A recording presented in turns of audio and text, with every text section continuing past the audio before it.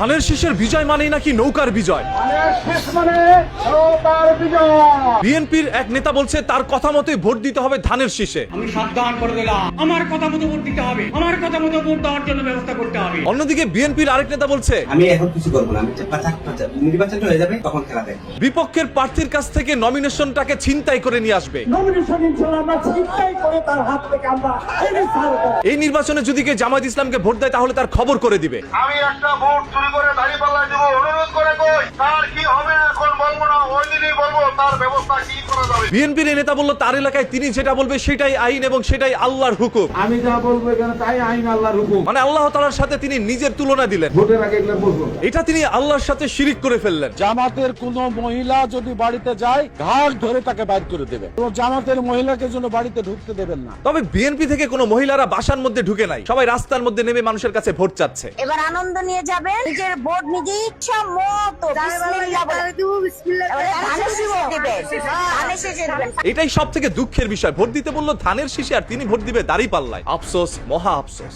আমি আমার নেতা কর্মীদের বলতেছি, তোমাদের যার যার বাড়ির আশপাশে জামাতের লোক আছে তাদের দিকে নজর রাখো, তাদেরকে উত্তম মধ্যম দিয়ে পুলিশের হাতে উঠিয়ে দিয়ে। এইগুলো শোনার পরে মানুষের মনের মধ্যে ভয় ঢুকে যাচ্ছে বিএনপিকে ভোট দেওয়ার জন্য। বিএনপির মৃত্যু ঘন্টা বেজে গেছে, এটা আমরা আগে বলেছি, তাদের মৃত্যু ঘন্টা আরো জোরে বাজতেছে ইনশাআল্লাহ। মসজিদের মধ্যে ফজরের নামাজের সময় যেন কোনো জামায়াত ইসলামের লোক নির্বাচন নিয়ে কথা বলতে না পারে সেদিকে সতর্ক থাকার জন্য সবাইকে আহ্বান জানাচ্ছে। ফজরের নামাজ মসজিদে যান, কোন ইমাম সাহেব যেন জামাতের কথা না বলতে পারে সেই দিকে খেয়াল রাখে। আমার কাছে অন্ততপক্ষে এই আহ্বানটা ভালো লেগেছে যে মসজিদের মধ্যে ফজরের নামাজের সময় তাদেরকে বাধা দেওয়ার জন্য হইলো তার নিজের নামাজটাও আদায় হবে। ভোট নয়, মানুষ তাদেরকে জুতা দিবে। ভোট দিবে না তাদেরকে জুতা দিবে, এটা আবার কোন ধরনের কথা? বিএনপি যারা করি আমাদেরকে চাঁদাবাজ বলা হয়, চাঁদা নিয়ে আমরা। কেন বিএনপি কে তারা চাঁদাবাজি দল বলে? পুরো এক বছর তারা চাঁদাবাজি এবং মামলা বাণিজ্য এই দুটা ছাড়া গত এক বছরে বিএনপির ইতিহাসে কোনো আর কোনো লেখা নাই। আমাদের চাঁদাবাজ বলা উচিত না। আসলে ভাই বিএনপি কে চাঁদাবাজ বলা ঠিক না। আমরা ধানের শীষে ভোট দিলে আমরা জান্নাত পাবো,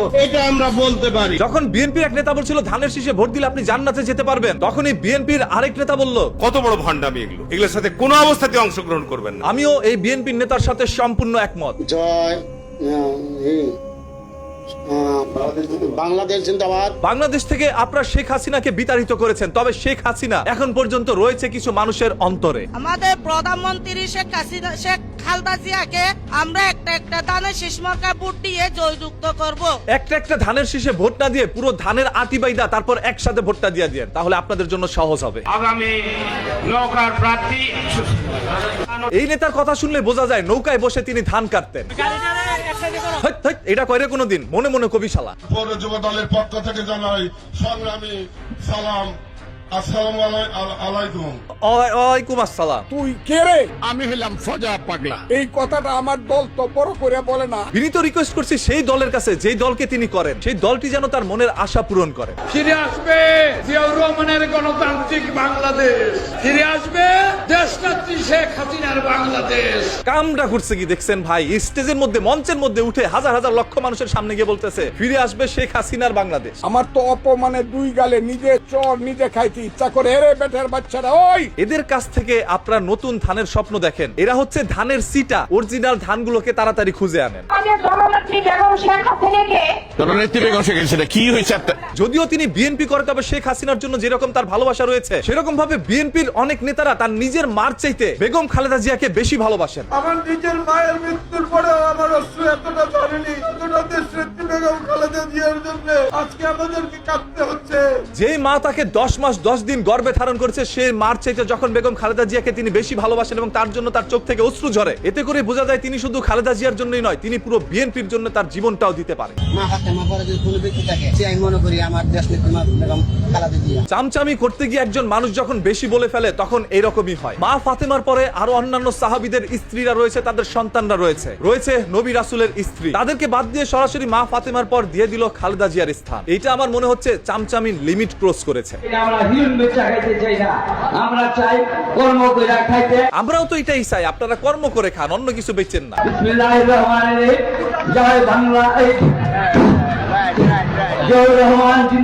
আবারও বলতেছি ভাই, এরা কিন্তু 17 বছর নৌকার উপরে বৈশা ধানের গোড়া কাটছে, তাই নির্বাচনের আগে এসে বিএনপির ইজ্জত মারছে। রহমানের জননেত্রী শেখ হাসিনাকে শ্রদ্ধা এটাও কিন্তু সেই আগের বাও বিএনপি করলো, মনের মধ্যে এখনো শেখ হাসিনার জন্য ভালোবাসা রয়ে গেছে। এবং আওয়ামী লীগের পরিণতি বিএনপির পরিণতি হবে। আপনাদেরকে শতবার বললাম ধানগুলোকে ঝেড়ে সিটাগুলোকে ফেলে দেয়, আদারওয়াইজ এই সিটার জন্যই ধানেরও দাম থাকবে না। তবে আপনারা তো উল্টা ভাবে করছেন, ধানগুলোকে ফেলে সিটাগুলোকে রেখে দিচ্ছেন। যেই সকল নেতারা 17 বছর জেল গুম খুম থেকে শুরু করে হাজারো অন্যায় অত্যাচারের শিকার হয়েছে, সেই সকল নেতাগুলোকে ফেলে আপনারা এই সিটাগুলোকে রেখে দিচ্ছেন। এদেরকে নিয়ে কোনোদিন বিএনপি কেন কোনো দল এগিয়ে যেতে পারবে না।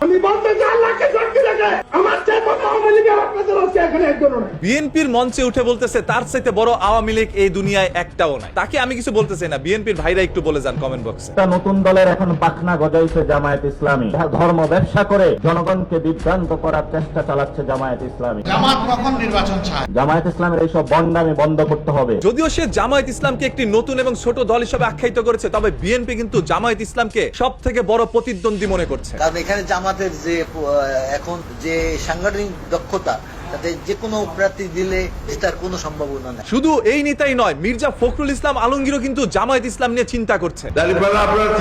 তাদেরকে যদি ভোট দেন তাহলে আমার মৃতদেহ পাবেন। তার কাছে মনে হচ্ছে দাড়িপাল্লা, অন্যদিকে ধানের শীষ, এই ছাড়া অন্য কোনো দল নাই। আপনাদেরকে ধানের শীষ আর দাঁড়িপাল্লার মধ্যে বেছে নিতে হবে, তাই তো ভাই নাকি? এই দুইটি দলের মধ্যেই হবে এবার নির্বাচনের লড়াই। মির্জা ফখরুল ইসলাম আলমগীরের বাবা একজন রাজাকার। ভাই এইগুলো আজকে বলেন না, কারণ সেনা প্রধান নিজেও বলেছে কাদা ছোড়াছুড়ি আপনারা বন্ধ করেন। নিজেরা যদি কাদা ছোড়াছুড়ি করেন, মারামারি কাটাকাটি করেন, আমি সতর্ক করে দিচ্ছি আপনাদের। মসজিদের রাজনীতি যদি না করে যায়, মসজিদে কোরআন তেলাওয়াত চলবে না। মানে এটা কি কোনো কথার মধ্যে পড়ে ভাই? মসজিদের মধ্যে রাজনীতি করতে পারবে না, এই জন্য কোরআন তেলাওয়াত চলবে না? মসজিদে খবরদার, মসজিদে যদি মিটিং ওরা করতে পারে, আমরা প্রত্যেকটি মসজিদে, আপনারা মসজিদে বিএনপি জাতীয়তাবাদী দলের তারেক জিয়ার মেসেজ পাঠাবেন। হ্যাঁ, এখন থেকে মসজিদের মধ্যে আপনারাও রাজনীতি করেন, তারাও রাজনীতি করুক, সবাই মিলে রাজনীতি করেন। মসজিদটা একটা রাজনীতির জায়গা বানায় ফেলেন। সাধারণ মানুষ আর যাওয়ার দরকার নাই, আপনারাই ওইখানে যান আর মুসল্লিদের পিছন মেরে খান। দেশনীতি শেখ হাসিনার, দেশনীতিক বেগম খালেদা জিয়া। শেখ হাসিনা দেশ থেকে চলে গিয়েছে প্রায় 1.5 বছর হতে যাচ্ছে। এখন পর্যন্ত এই সকল লোকের মনের মধ্যে শেখ হাসিনার জন্যই ভালোবাসা। আবার এদেরকে নিয়ে বিএনপি দেখছে নতুন করে আসা। জামাতি হিন্দুকে কিভাবে নমিনেশন দিল? জামাত উপরে উপরে ভালো, ভিতরে ঠিক ভালো না। ওরা সব জায়গায় ওরা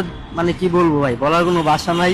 আপনার আর কিছু বলার দরকার নাই ভাই, পরে আবার বলে ফেলবেন সকালবেলা কি খেয়ে আসছিলেন সাংবাদিকের সামনে। জামাতের যে আমি জামাতের বই ভোট দিব না, তাহলে হ্যাঁ ক্ষমতা আইব কেন? এত কোনোদিন ক্ষমতা আইতে পারবো না। এই যে মহিলা মানুষগুলো কতটা ক্ষিপ্ত জামায়াত ইসলামের প্রতি, কেন জানেন? যদি জামায়াত ইসলাম একবার এসে পড়ে, তাহলে যদি এই দেশের মধ্যে শরিয়া শাসন কায়েম করে, মহিলারা যদি অশ্লীল কাজ করতে না পারে, তাহলে তো তাদের জন্য কতই না ক্ষতি। চাঁদাবাজি করেছে কারা জানেন? আমাদের একটি বিপক্ষের দল। এই কথাগুলো তিনি জামায়াত ইসলামকে বলেছে। একমাত্র তারা ভোট নেওয়ার জন্য ঈমান বিক্রি করছে। আমরা ধানের শীষে ভোট দিলে আমরা জান্নাত পাবো। জান্নাতের কথা বলছে, এরা একটা ভণ্ড, এরা মুনাফিক, এরা ইসলামের শত্রু। জামায়াত ইসলাম যেহেতু নিজেদেরকে ইসলামিক দল দাবি করে, সেহেতু তারা শুরু থেকে এই পর্যন্ত পাঞ্জাবি টুপি পরেই আসছেন। অন্যদিকে বিএনপির অসংখ্য নেতাদেরকে এখন মাথার মধ্যে টুপি পরা দেখা যাচ্ছে। নির্বাচন আসলে শুধু টুপি পরে, হেরা আবার জাতীয় ইমাম হয়ে গেছে। জাতীয় ইমাম জনাব তারেক রহমান। বাংলাদেশে যদি দুর্নীতির লাগাম টেনে ধরতে পারে, তাহলে একমাত্র বাংলাদেশ জাতীয়তাবাদী দলই পক্ষেই সেটা সম্ভব। তারেক রহমানের কথা আসলে সত্য, তবে সাধারণ জনগণের কথা শুনলে মনটা ভেঙে যায়। বিএনপি তো বর্তমানে চাঁদাবাজি,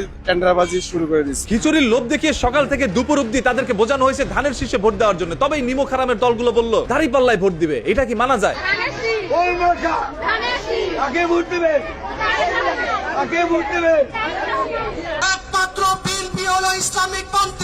তাহলে তো ভালোই হইলো, ধানের শীষে হচ্ছে ইসলামিক দল, অন্যদিকে জামায়াত ইসলামও ইসলামিক দল। তাই একজন আরেকজনকে ধর্ম ব্যবসায়ী বললেন না।